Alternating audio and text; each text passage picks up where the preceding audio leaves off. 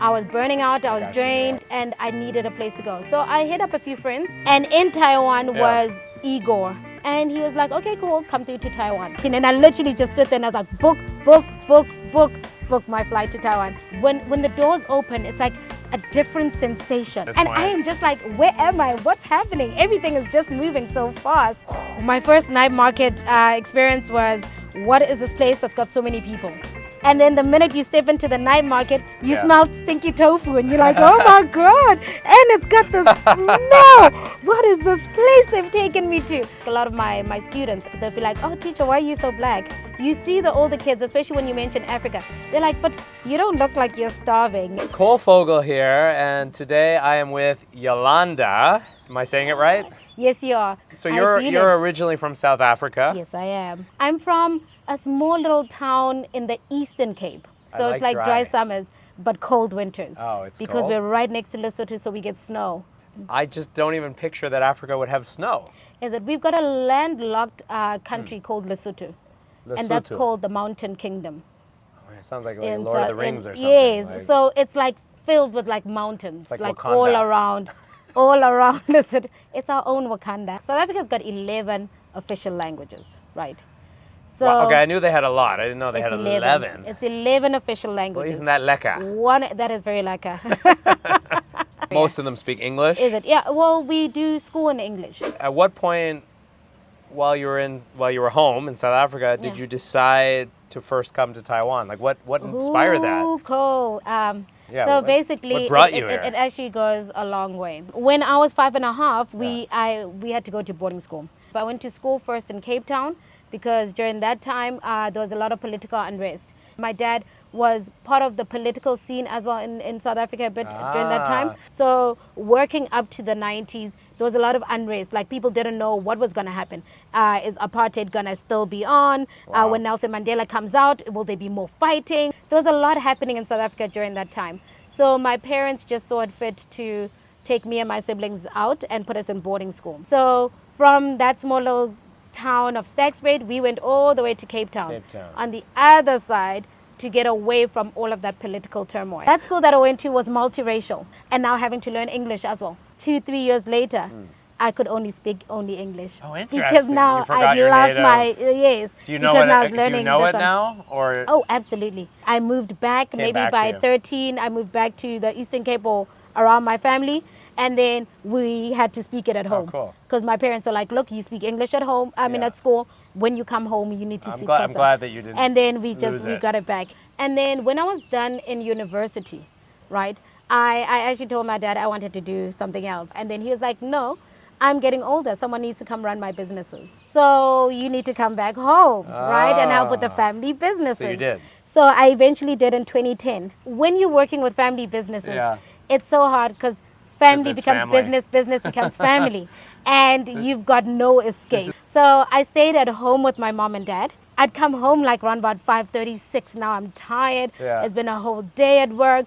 So I'd get to my bed and I'd lie back, and then my dad would be like, Yolio, and I'm like, oh, there he is. And then he'd be like, so what happened today? Now 10 o'clock, 11 o'clock at night, you guys are still discussing business. He's telling you what he wants, the plans that he wants. So you're like living at work at home. And then every time you went to your bedroom and locked the door, my mother would be like, why are you so antisocial? Oh my You're God. Like, all my life, I grew up basically without my parents. Because I was in boarding school. You were an independent girl. Yes, and then now I have to come back. They are in my space all the time. And your 20s are when you want to be away from all of that. 2010, how long were you working with your family? 2017. I was like now tired. I was burning out, I was drained, and I needed a place to go. So I hit up a few friends, and in Taiwan was Igor. So I was like, Igor, I need some time out, honey. And he was like, okay, cool, come through to Taiwan. So I just finished speaking to Igor, probably an hour. And I literally just stood there and I was like, book my flight to Taiwan. The next morning, I woke up and I was like, oh, damn, now you need to tell your parents.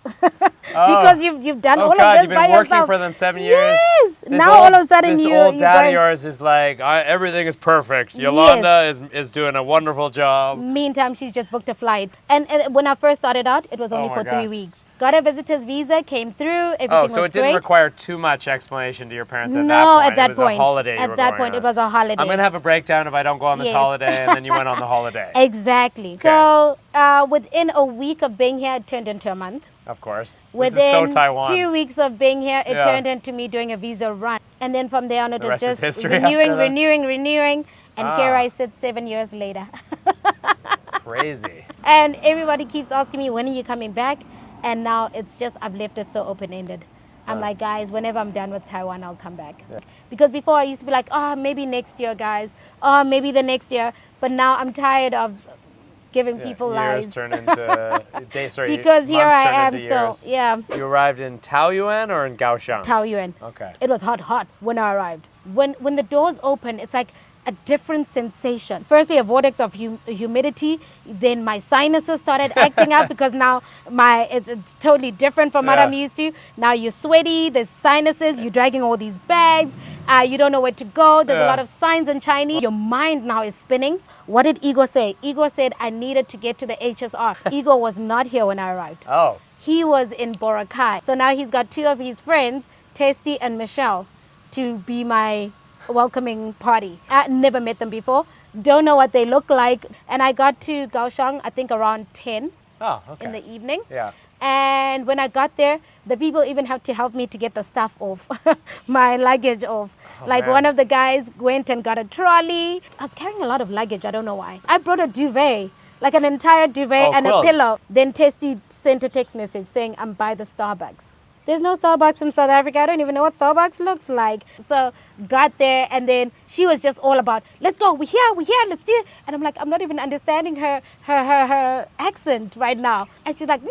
You're tired at this and point. I am just like, where am I? What's happening? Everything is just moving so fast. Yeah. And then got to Igor's house. Oh my gosh, I finally arrived. Igor arrives so the next funny. day. So they start taking me sightseeing. So we'd go around and they'd show me these places.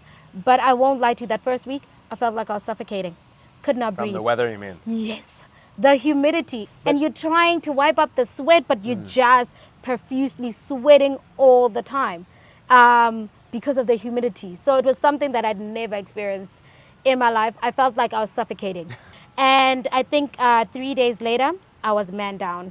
I had a fever, so I had to be out for like 2 days. But then after that, it was just more travel and travel and travel. Yeah. And seeing different places. And I think one of the most majestic places that I saw when I first arrived, Fo Guang Shan.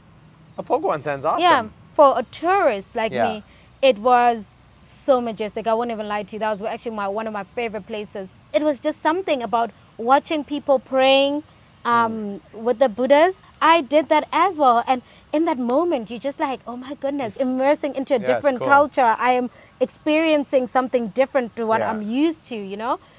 They started introducing me to the food, night market. That was my first night market experience was, what is this place that's got so many people? Oh my God, too many people. I'm sweaty, they're sweaty. We're going to be touching like, And then the minute you step into the night market, you Yeah. smell stinky tofu and you're like, oh my God. And it's got the smell.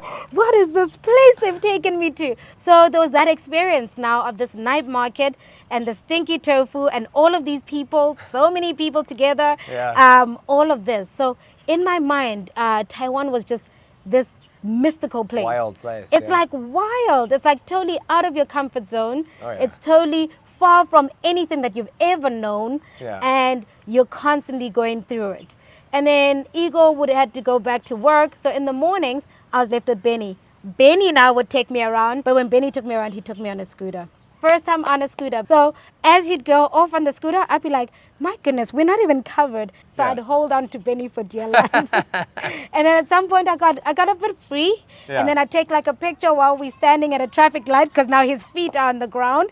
So I know that we're not going to fall over. And I'd take a picture quickly and I'd be like, okay. Like, new experience getting on a Amazing. scooter. Because Igor worked, the only time we got to go out of the Right. city was weekends. on weekends because now he could drive out of the city. Right. So the first place he we had a went to car. GIE, yes. Oh, nice. The first you place we went to GIE. Ali-san? To Ali-san? Yes, Oh, so Ali-san, nice. Ali-san. Did you enjoy the coolness there after leaving the hotness? Cool. It's If so I tell good. you, Ali-san today My favorite is part still of- my Me favorite too. place. Coming out for fresh air. And then the minute you just hit those mountains, it was beautiful. Yeah. So it was quite the experience. So Alishan's still my favorite place. It was favorite also place. one of the places that made me realize that I wanted to stay longer. I haven't been to like some of the islands. I haven't been Oh, to likewise. Shaliocho. I've only been to Shaliocho. Is it? I haven't been. I I've haven't been. been to I've been any- to Penghu. Oh, okay. Well, I think then you're not Actually, missing no. much with Shaliocho. I'm if you've been to I'm Penghu. actually changing my mind. Penghu is the love of my life. I felt when I came back, my soul was recharged. It's clean, it's fresh, and the things that you see, like you go get on a ferry, you go to Chime, you see the double hearts, everything. And when you're riding through it, it's like you're riding through the village. There's like greenery, there's trees, it's beautiful. Leave a comment. Should Yolanda be a travel agent of some sort? So when I first arrived, a lot of my students, they'll be like, oh, teacher, why are you so black? And they always ask me, where are you from? So I'd say South Africa if they're old enough to Right. understand the difference Yeah. that there's different countries within Africa. Yeah. But if they're not, I say I'm from Africa. And they're like, oh. And then you see the older kids, especially when you mention Africa, they're like, but you don't look like you're starving. And I'm like, no, get that out of your head. It's 'Cause not every place in Africa. are pockets where of areas. Exactly.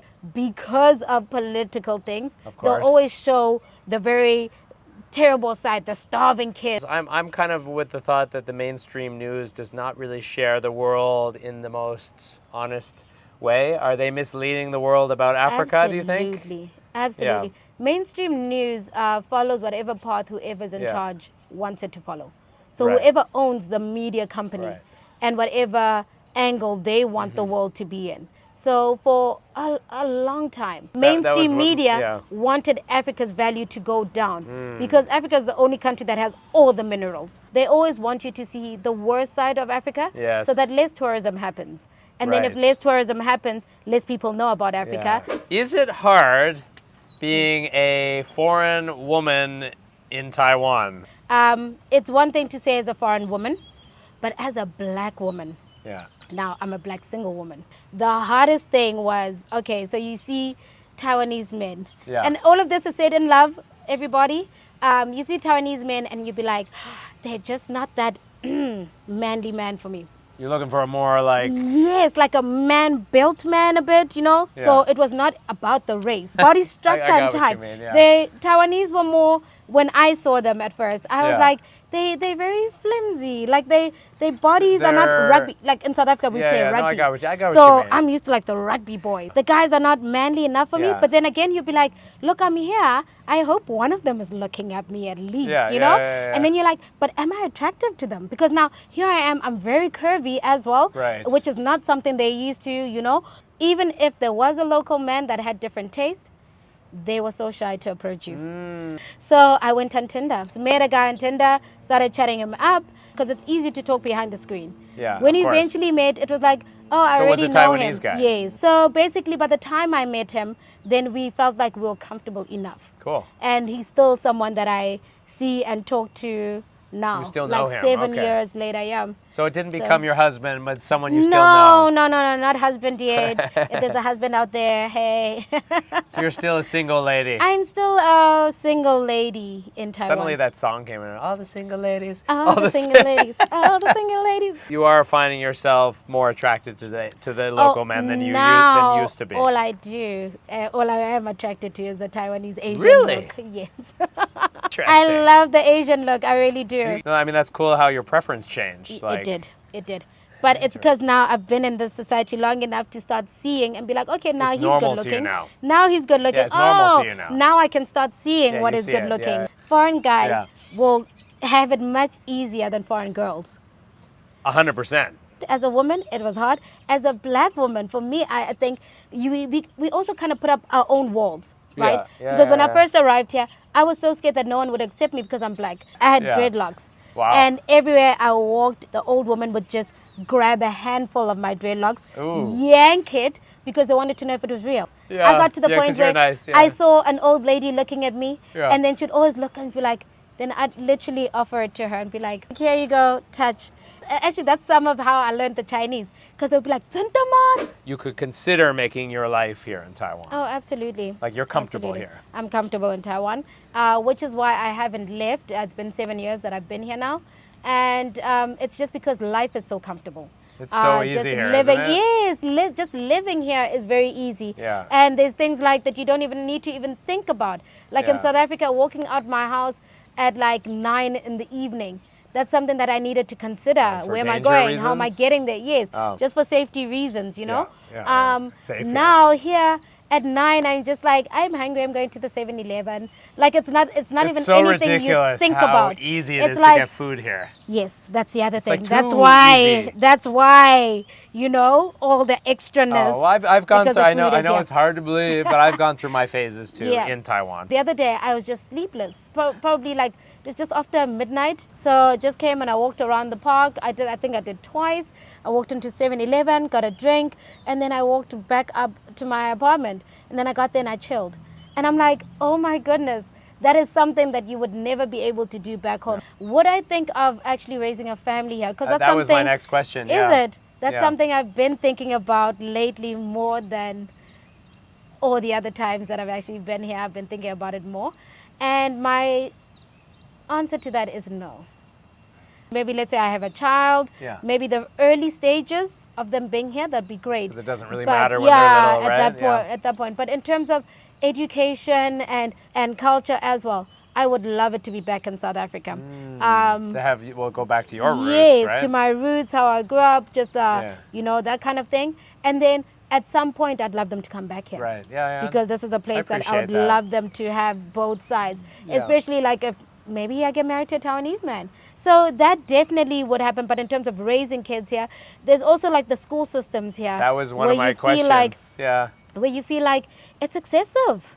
It's a The lot. homework and the homework, the workload. workload, and how Yeah. they're scheduled to go from one thing to Yeah. another, from one thing to another. It's you know, too much. What makes you happy, or how do you maintain a positive vibe? I'm a people.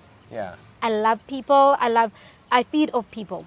So if you give me a good vibe, I instantly Like get a good empath, vibe. you mean? Yes. So it's a superpower And a when you're feeding dilemma. off the good energy. Yes. It's a dilemma when you're feeding off bad energy. Yeah. So it's people, good energies, myself, giving myself a break, getting in tune with myself, and liking being in a space by myself.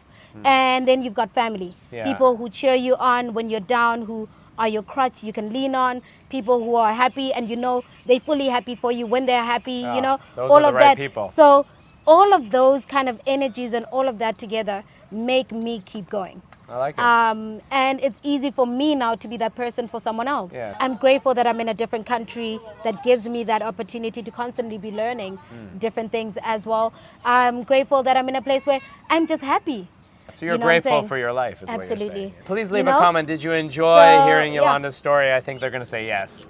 I hope you did, Yeah. guys. If you ever want to catch lunch or something here in Kaohsiung, guys, I'm such a person that loves having lunches and She stuff means with it. people. So come through, have lunch. Thank you for this chat. Oh, thank you. This was amazing. I don't even amazing. feel like it was an interview. No, I feel like it was two like a friends catch chatting. up. Yeah, it was a catch up. Have a wonderful morning, afternoon, or evening, wherever you are. Final thought?